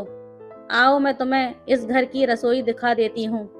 आखिर तुम्हारा ज्यादातर समय यहीं गुजरने वाला है। वो हंसने लगी और मैं सोचने लगी कि ये औरत बड़ी चालाक है। जब मैं रसोई की तरफ जा रही थी, मेरे जेठ जी बाहर बैठे अखबार पढ़ रहे थे। ऐसा लगा कि अखबार की ओर से मुझे ही देख रहे हों, और एक ही पल में सर से लेकर पांव तक मुझे देखकर ये सोच रहे हैं कि मैं कैसी लग रही हूँ। शादी के कुछ दिन बाद तक तो दुल्हन खूबसूरत ही लगती है। नई नई साड़ियाँ पहनती है, सूट पहनती है, मांग में सिंदूर होता है, हाथों में चूड़ियाँ होती हैं, कंगन होते हैं। उसके बाद में उसका रूप का मोह होने लगता है। मुझे बार बार ऐसा लगता था कि जैसे मेरा जेठ मुझे ही देखता रहता है। हर वक्त उसकी नज़र मुझ पर होती थी। मेरी जेठानी ने कहा कि ये लो आटा और आटा गूंथ लो। मैं परात जमीन पर रखकर बैठ गई और आटा गूंदने लगी। अचानक मैंने देखा कि मेरा जेठ बिल्कुल मेरे सामने बैठा था और मुझे ऐसे देख रहा था जैसे टीवी पर कोई चैनल चल रहा हो जिस पर उसकी मन पसंदीदा फिल्म चल रही है। बस हाथ में पॉपकॉर्न पकड़ने की देरी थी। मैंने अपना पल्लू ठीक किया और ये सब मेरी जेठानी ने देखा तो उसने मुझे कहा कि तुम अंदर जाकर भाजी बना लो, मैं खुद ही आटे को गूंद लूंगी। वो जरा गुस्से से बोली थी। मैं उठकर किचन में चली गई। मैंने कहा कि ठीक है, और जैसे ही वो आटा गूंदने के लिए बैठी, उसका पति सामने से उठकर चला गया, जैसे कि उसकी मनपसंद का चैनल किसी ने बदल दिया हो। अगर मैंने ये सब कुछ नोट कर लिया तो फिर उसकी पत्नी ने भी किया होगा। यही वजह थी कि रात को उनके कमरे से लड़ाई झगड़े की आवाज़ आ रही थी। मैंने अपने पति से कहा कि ये लोग तो बहुत ज़्यादा लड़ते झगड़ते हैं। उसने कहा कि हाँ भाभी ज़रा तेज़ मिजाज की हैं, इसीलिए झगड़ा होता रहता है। भैया उसके साथ खुश नहीं हैं, लेकिन फिर भी निभा रहे हैं, क्योंकि भाभी के घर वाले बहुत अमीर हैं। उन्होंने हमारी बड़ी मदद की है। मेरी नौकरी भी उनकी वजह से ही लगी है। हमारे ऊपर बहुत ज़्यादा कर्ज था, उन्होंने ही उतारा था। ये जो घर में तुम्हें सारी चीज़ें नज़र आ रही हैं, ये भी उन्हीं की हैं। और मेरी नौकरी तो अभी लगी है। अभी तक मैं भाभी से पैसे लेता था। वो बहुत ख्याल रखती हैं। मैंने कहा, और आपके भाई, वो कैसे हैं? उसने कहा कि भैया अच्छे हैं, बस थोड़े से सुस्त हैं। वही बात है, जिसकी बीवी अमीर हो और उसके घर वाले मदद करते हों तो फिर आदमी सुस्त हो जाता है। बस घर में पड़े रहते हैं, कभी काम पर चले गए, कभी नहीं गए। लेकिन मेरा काम बहुत अच्छा चल रहा है। देख लेना, कुछ ही दिनों में मेरे पास बहुत सारे पैसे आ जाएंगे। तुम बताओ कि तुम्हें क्या चाहिए। मैंने कहा कि घर तो आपका अच्छा है, मुझे गाड़ी चाहिए। उसने कहा कि गाड़ी तो बहुत महंगी होगी और फिर उसका खर्चा भी होगा। मैंने कहा कि मुझे तो गाड़ी ही चाहिए। उसने कहा कि हाँ हाँ ठीक है, हम अपनी पत्नी के लिए एक गाड़ी लेंगे जिसमें बैठकर खूब सैर सपाटा किया करेंगे, खूब मस्ती करेंगे। मेरे पति ने मुझसे वादा कर लिया कि वो मेरे लिए गाड़ी जरूर लेगा और मैं भी बहुत खुश हो गई थी। मेरा पति जब घर से बाहर चला जाता था तो घर में मैं, मेरी जेठानी और जेठ जी होते थे। जैसे मेरे पति ने बताया, वो कभी काम पर जाते, कभी नहीं जाते, पूरा दिन घर में पड़े रहते थे, इधर उधर फिरते रहते थे और आते जाते मुझे ही देखते रहते थे। एक दिन तो मुझे गुस्सा ही आ गया और मैंने उनको सीधी सीधी बातें कह दी, क्योंकि मैं भी कोई आम लड़की नहीं थी। मेरे मुंह में जो आता था मैं बोल देती थी। मैंने कहा कि जेठ जी, आपसे एक ज़रूरी बात करनी है। तो तुरंत लपक के मेरे पास आ गए और कहने लगे कि एक क्यों, दो बातें करो, हम तो इंतज़ार कर रहे थे कि तुम हमारी तरफ कब देखती हो, पर तुम्हें तो अपने पति से फुर्सत ही नहीं है। हम लोग घर के आंगन में खड़े थे जब ये बात कर रहे थे। मेरी जिठानी शायद छत पर कपड़े सुखा रही थी और ऊपर से ये सब कुछ देख रही थी। वो सुन तो नहीं पा रही थी कि हम क्या बोल रहे हैं, पर देख जरूर रही थी। मैंने कहा कि आप छुप छुप कर मुझे क्यों देखते रहते हैं। तो कहने लगे कि अरे हम तुम्हें कब देखते हैं। मैंने कहा कि आप देखते हैं, मैंने खुद देखा है। ये तो बहुत अजीब बात है। आपको मुझसे कोई बात करनी है तो सीधा सीधा बोल दीजिए, इस तरह देखने का क्या मतलब है। इस बात पर वो हंसने लगे और फिर कहने लगे कि जब कोई अच्छी चीज हो तो उसे हर कोई देखता है ना। तुम हमें अच्छी लगती हो। जब हमारी पत्नी की शादी हुई थी और वो हमारे घर में थी तो वो भी शुरू शुरू में बहुत खूबसूरत लगती थी। मुझे पता था कि मेरा जेठ मुझे पागल बनाने की कोशिश कर रहा था, क्योंकि उसकी पत्नी अभी भी तैयार होकर ही रहती थी। फिर वो ऐसे कैसे कह सकता था कि अब उसमें वो बात नहीं है। मैंने कहा कि आप अपनी नज़रों को ज़रा संभाल के रखें और मुझे भी कम देखा करें। आपकी अपनी पत्नी बड़ी खूबसूरत है, उस पर ध्यान दिया करें। इतना कहकर मैं वहाँ से चली गई और मेरी जेठानी छत से नीचे आ गई। थोड़ी देर वो अपने पति से कोई बात करने लगी और उसके बाद सीधी रसोई में गई और मुझसे कहने लगी कि मेरे पति से तुम क्या बात कर रही थी। मैंने कहा कि बस ऐसी ही कोई बात कर रही थी, और अगर बात कर भी ली तो क्या हो गया, तुम्हारा पति है तो मेरा भी जेठ लगता है, एक घर में रहते हैं, बात नहीं कर सकते क्या। उसने कहा कि मुझे पागल बनाने की ज़रूरत नहीं है, मुझे सब पता है। एक घर में रहते हैं तो मजबूरी में रहते हैं। इस घर को बनाने वाली मैं हूँ, मेरे माता पिता की पाई पाई लगी है इस घर पर, वरना इन दोनों भाइयों के पास था ही क्या। मैंने कहा कि हाँ, ये बात तो मुझे मेरे पति ने बताई है।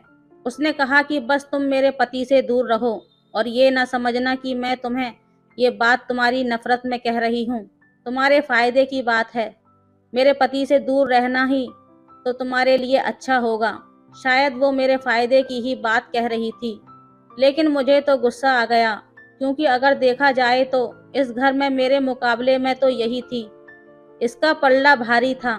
ये घर इसके माँ बाप ने बनाया था और ये बड़ी भी थी, तो मुझे इसका हुक्म मानना पड़ता था। ये मुझ पर बार बार हुक्म भी चलाती थी, आसान काम खुद कर लेती थी और मुश्किल काम मेरे लिए छोड़ देती थी। मुझे नहीं लगता था कि मेरा इसके साथ इस घर में गुजारा होने वाला था। मैंने सोच लिया था कि या तो ये इस घर से जाएगी या फिर मैं अपने पति को लेकर अलग हो जाऊंगी। लेकिन मेरा पति कहता था कि साथ रहने में ही फायदा है, अलग हो जाएंगे तो बहुत मुश्किल हो जाएगी। उसके दिमाग में ये बात पता नहीं किसने डाली थी, पर मुझे कुछ न कुछ तो करना ही था, क्योंकि इस तरह से तो नहीं होने वाला था। जब मेरा पति काम पर चला जाता तो घर में मेरा जेठ ही होता था।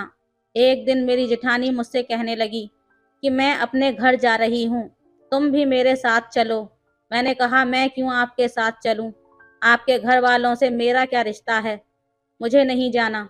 वैसे भी जब से शादी हुई है मैं तैयार हो होकर थक गई हूँ, आज मैं आराम से नहाऊंगी और बिना मेकअप के अपने घर में आराम करूंगी। मुझे पता था कि मेरी जेठानी मुझे अपने मायके लेकर क्यों जाना चाहती थी, क्योंकि घर में उसका पति और मैं अकेले होते हैं। जब मैंने उसके साथ जाने से मना कर दिया, तो उसने जाकर अपने पति से कहा कि सुनो जी, तुम ही मेरे साथ चलो, घर में क्या करोगे?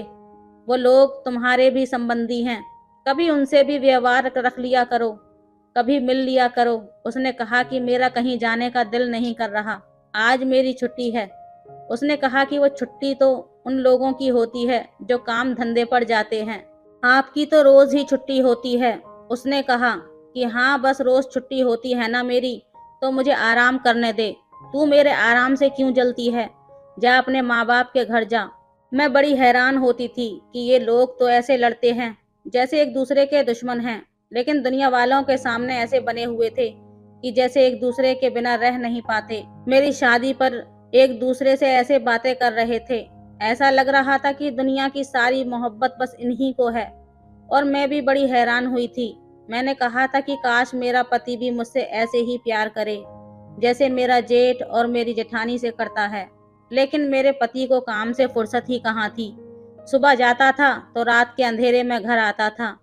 रात को कहता था कि मैं बहुत थक गया हूँ और सो जाता था। जब मैंने कहा कि अभी हमारी शादी हुई है तो मुझे हनीमून पर ले जाओ, तो उसने सीधा कह दिया कि हनीमून पर जाकर क्या करना है?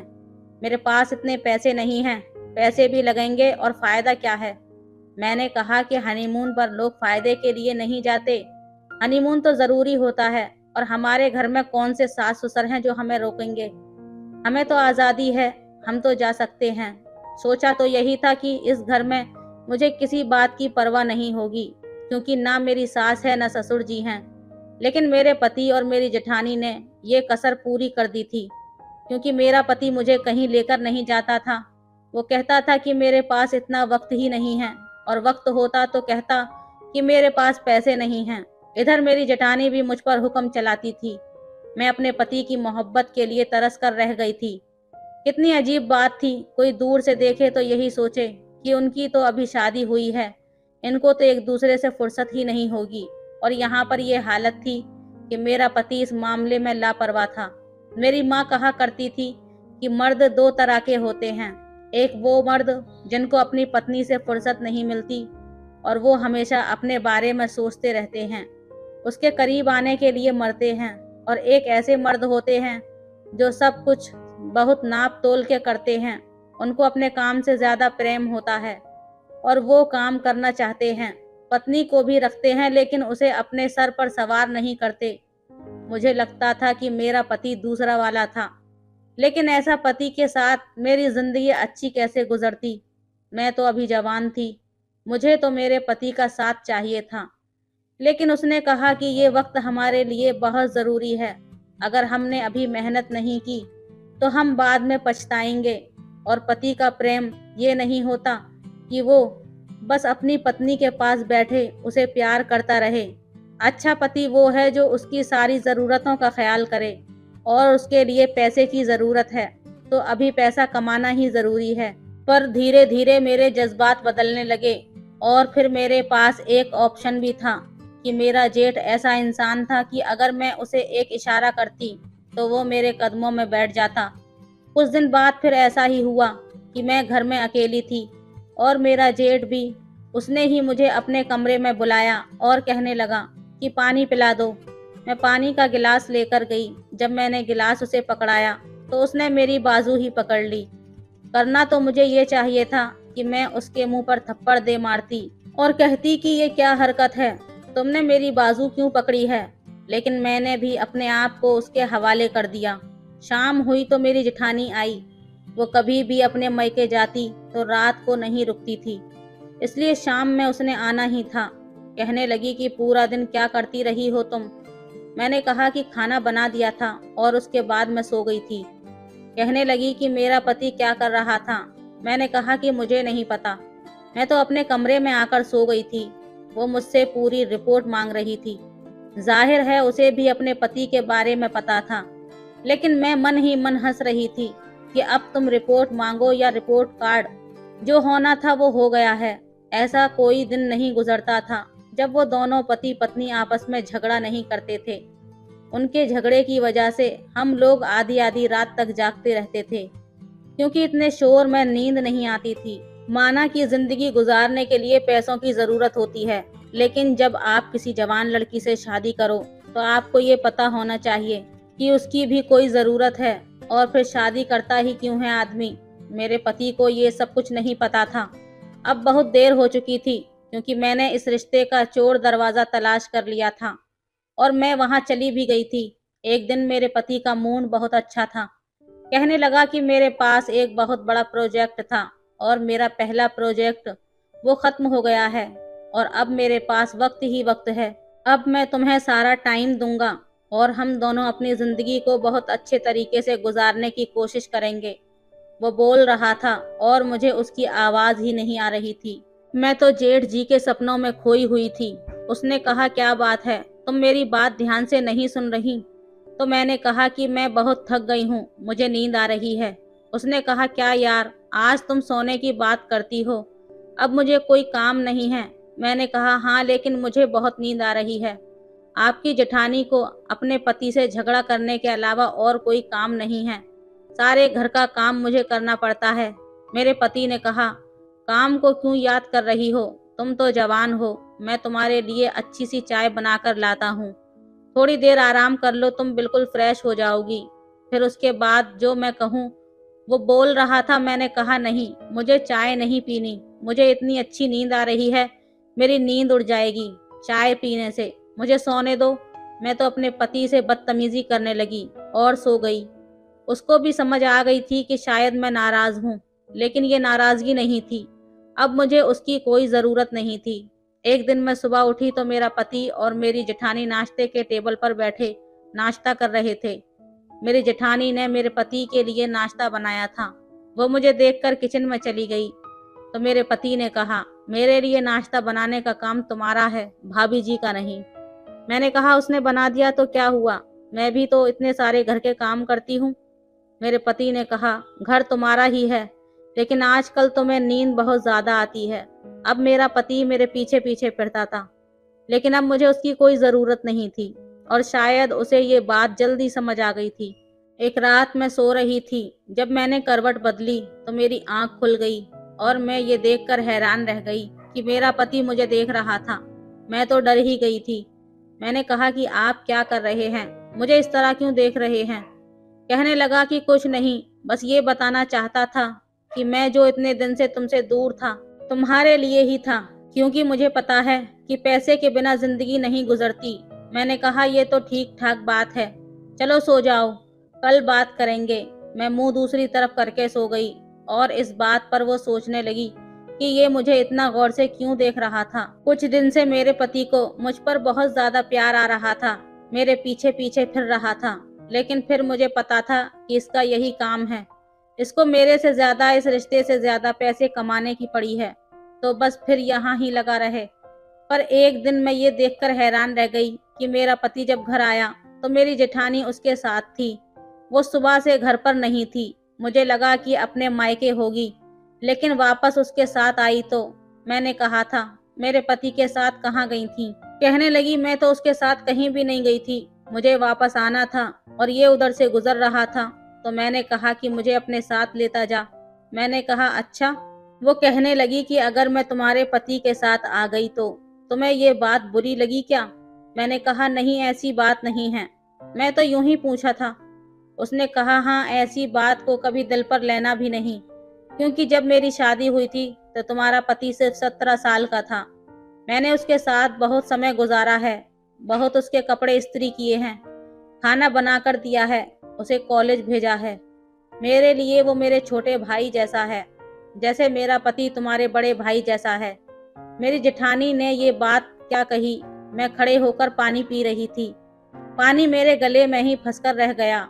उसने कहा, अरे क्या हो गया, ठीक तो हो तुम? मैंने कहा, कुछ नहीं। जब उसने कहा कि मेरा पति तुम्हारे बड़े भाई जैसा है तो इस बात पर मैं चौंक गई थी, क्योंकि उसके पति के साथ मेरे संबंध बहुत आगे निकल चुके थे। वो मुझे ऐसे देख रही थी कि जैसे उसके दिल में कोई बात है। पर वो मुझे पता था कि हम दोनों के बारे में उसे कभी पता नहीं चल सकता था। हम इस बारे में बहुत सतर्क रहते थे और उसके पीछे कोई भी सबूत नहीं छोड़ते थे। वैसे भी जो इंसान इस तरह का काम करता है, वो इस बारे में बहुत सोच समझ के ही सब कुछ करता है। मेरी जेठानी को शक तो हो सकता था, लेकिन उसे कोई सबूत नहीं मिल सकता था और मुझे नहीं लगता था कि उसे शक हुआ था। वैसे ही कह रही थी, एक रात मेरा पति घर नहीं आया। मैं ज्यादा परेशान तो नहीं हुई, लेकिन ऐसा कभी नहीं हुआ था जो वो घर ना आया हो। और उसी रात मेरी जेठानी भी अपने मायके रुक गई थी। इस बात पर हम बहुत खुश हुए थे, क्योंकि आज हमें खुलकर मौका मिल गया था। मेरा जेठ कहने लगा कि वो कभी अपने मायके रात को नहीं रुकती, आज क्या हो गया। फिर थोड़ी देर बाद ही उसे उसकी पत्नी का फोन आया। उसने कहा कि उसकी माँ की तबीयत बहुत खराब है, इसीलिए मैं रुक गई हूँ। तो इस बात पर वो हंसने लगा और कहने लगा कि आज तो मम्मी जी ने हमारी पार्टी करवा दी। हम दोनों बहुत खुश हो गए। ये दिन भी इसी तरह से गुजर गया। मेरी माँ ने मुझसे पूछा कि तू अपने पति के साथ खुश तो है। तो मैंने कहा कि हाँ माँ, मैं बहुत खुश हूँ, सब कुछ ठीक ठाक है। लेकिन मेरी माँ ने कहा कि कल वो तेरे पापा जी से मिले थे, तो पापा जी कह रहे थे कि वो बहुत परेशान लग रहे थे। मैंने सोचा कि तूने कहीं उनके साथ कोई झगड़ा तो नहीं किया। मैंने माँ को कहा, झगड़ा करने का वक्त कहाँ है आपके दामाद के पास, हर टाइम तो अपने काम में लगे रहते हैं। उसने कहा कि काम में लगा रहता है तो अच्छी बात है। तूने अपने जेठ को नहीं देखा, हर टाइम घर पर पड़ा रहता है, बीवी से झगड़ा करता रहता है। जब उन्होंने मेरे जेठ के बारे में इस तरह की बातें की तो मुझे गुस्सा आ गया। मैंने कहा कि अम्मा क्यों उसके पीछे पड़ी हो, छोड़ दो उसको। वो कहने लगी कि अपने पति की तो बुराइयां कर रही है और जेठ के खिलाफ कोई लफ्ज नहीं सुन पाती, कैसी हरकतें कर रही है। मैंने कहा कि आप नहीं समझोगी, सुबह से शाम हो गई, मैंने अपने पति को नहीं देखा था, लेकिन मुझे देखने का कोई शौक भी नहीं था। फिर उसका फोन आया। उसने कहा कि मैंने तुम्हारे लिए एक सरप्राइज रखा है, तुम घर के सबसे बड़े कमरे में चली जाओ। मुझे अपने पति से वैसे तो कोई मतलब नहीं था, लेकिन जब सरप्राइज का सुना तो मैं खुश हो गई कि चलो कुछ मिल तो जाएगा। घर का सबसे बड़ा कमरा सामने ही था। वाकई बहुत बड़ा कमरा था, इसलिए हम उसे घर का बड़ा कमरा कहते थे। जब मैं उस कमरे में गई तो अंदर दाखिल होने के 2 फुट बाद एक बड़ा सा पर्दा लगा हुआ था और सामने मेरा जेठ खड़ा था। मैंने कहा कि आप यहाँ क्या कर रहे हैं। सबके सामने तो मैं उससे इसी तरह से बात करती थी। उसने कहा तुम्हारे पति ने कहा है कि कोई सरप्राइज है और मुझे यहाँ बुलाया है। मैंने कहा हाँ, मुझे भी यही कहा है। फिर मैंने सोचा कि उसने कार ली होगी और मेरे जेठ जी को भी कार का बहुत शौक था, इसलिए उसको भी बुलाया होगा। इस बात पर मैं हंसने लगी और मैंने अपने जेठ जी को धीरे से कहा कि गाड़ी है इस पर्दे के पीछे। उसने कहा कि अच्छा, इतने पैसे हैं तुम्हारे पति के पास। मैंने कहा हाँ, उसके पास तो पैसे हैं, लेकिन ये जो तुम्हारे पास है वो उसके पास नहीं है। उसने कहा ऐसे नहीं करो, कहीं कोई सुन न ले। हम दोनों हंसने लगे और थोड़ी देर के बाद मुझे मेरे पति की आवाज पर्दे के पीछे से आई। उसने कहा कि पर्दा हटाकर इधर आ जाओ मेरी जान। मैंने अपने जेठ से कहा कि चलो मिलकर पर्दा हटाते हैं। हमने पर्दा हटाया तो सामने जो हो रहा था वो देखकर हम लोग हैरान हो गए। मेरे जेठ को तो गुस्सा आ गया, वो गुस्से से लाल पीला हो गया और मैं भी हैरान रह गई, क्योंकि पर्दे के पीछे एक सोफा पड़ा था, आसपास फूल लगे हुए थे और उस सोफे पर मेरा पति और मेरी जेठानी एक दूसरे की बाहों में बैठे थे। उसने कहा कि ये सब क्या हो रहा है यहाँ पर। तो मेरा जेठ आगे बढ़ा और उसने मेरी जेठानी के मुंह पर थप्पड़ मारने की कोशिश की कि मेरे पति ने उसका हाथ रोक लिया। उसने कहा कि तुम तो बड़े भैया के नाम पर कलंक निकले, मेरी ही पत्नी के साथ तुमने ये सब कुछ किया। मैं ये सब देखकर हैरान रह गई। जब जेठ ने कहा कि तो संभाल के रखना था अपनी पत्नी को, ये खुद आई थी मेरे पास और सारा कसूर मेरे पर डालकर बातें करता वहां से निकल गया। मेरी जेठानी ने मेरे मुंह पर थप्पड़ मारा और उसने कहा कि मैंने तुम्हें अपनी छोटी बहन समझा और तुमने मेरे साथ ये क्या किया। बुरा लगा ना तुम्हें ये सब देखकर। इसी तरह हमें भी बुरा लगा था, क्योंकि हमें भी ये सब पहले से ही पता था। उस दिन जब हम दोनों घर से बाहर गए थे तो कमरे में कैमरा लगाकर गए थे ताकि देख सकें तुम लोगों को क्या करते हो, और तुम लोगों की सारी हरकतें सबूत के तौर पर हमारे पास हैं। अब हम इसे इस्तेमाल करके तलाक का मामला करेंगे और तुम लोगों से तलाक लेकर एक दूसरे से शादी करेंगे, क्योंकि तुम लोग हमारे काबिल ही नहीं हो। मैं हैरान रह गई थी। मेरे साथ तो बहुत बुरा होने वाला था। मैं अपने पति से माफ़ी मांगने लगी, पर उसने मुझे पीछे की तरफ धक्का दे दिया और कहा कि अपने घर चली जाओ, नहीं तो बहुत बुरा होगा। मेरी जेठानी ने मेरे जेठ पर तलाक का मामला कर दिया और मेरे पति ने मुझ पर। हम दोनों को तलाक भी हो गया। 6 महीने तक सभी समाज की बातें सुनी थी। फिर सोचा कि अपने जेठ से दूसरी शादी भी कर लूंगी। जब उसने कहा कि मैं तुमसे शादी नहीं कर सकता, मेरे पास कोई काम नहीं है और मैं अब अकेले जीवन गुजारना चाहता हूँ, तुम्हारे खर्चे नहीं उठा सकता। मैं हैरान रह गई। मैंने कहा कि मुझसे तो फिर कोई भी शादी नहीं करेगा। मेरे अपने माता पिता भी मुझसे नाराज थे, बस मुझे घर में रखा हुआ था क्योंकि बाहर नहीं फेंक सकते थे। तो उसने कहा कि मैं तुम्हारे लिए कुछ नहीं कर सकता, तुम्हारी वजह से मेरी इतनी अच्छी पत्नी मेरी जिंदगी से चली गई।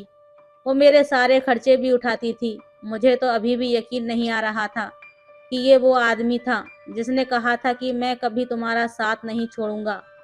यूं मैंने अपने ही हाथों से अपनी जिंदगी बर्बाद कर ली। मेरे पति ने मेरी जेठानी से शादी कर ली। अब वो दोनों उस घर में रहते हैं और गाड़ियों में घूमते फिरते हैं। मेरा पति बहुत खुश है और सुना है कि उनके घर में अब संतान होने वाली है। मेरी जेठानी उससे उम्र में बड़ी है, लेकिन इतनी भी ज़्यादा बड़ी नहीं है। वो दोनों एक दूसरे के साथ अच्छे से ज़िंदगी गुजार रहे हैं और मुझे पूरा दिन अपने घर वालों की बातें सुननी पड़ती हैं। मेरे ख़ानदान वाले भी अलग अलग बातें करते हैं। वो कहते हैं कि मैं बहुत बुरी लड़की हूँ क्योंकि मैंने अपने ही जेठ के साथ चक्कर चलाया। मेरे जेठ को कोई बुरा नहीं कहता क्योंकि समाज में गलती हमेशा औरत की ही होती है। अब आप लोग बताएं कि मैं क्या करूं। तो दोस्तों, ये थी आज की कहानी आपको कैसी लगी कमेंट करके ज़रूर बताएं। वीडियो अच्छी लगे तो लाइक करें, शेयर करें, सब्सक्राइब करें। धन्यवाद।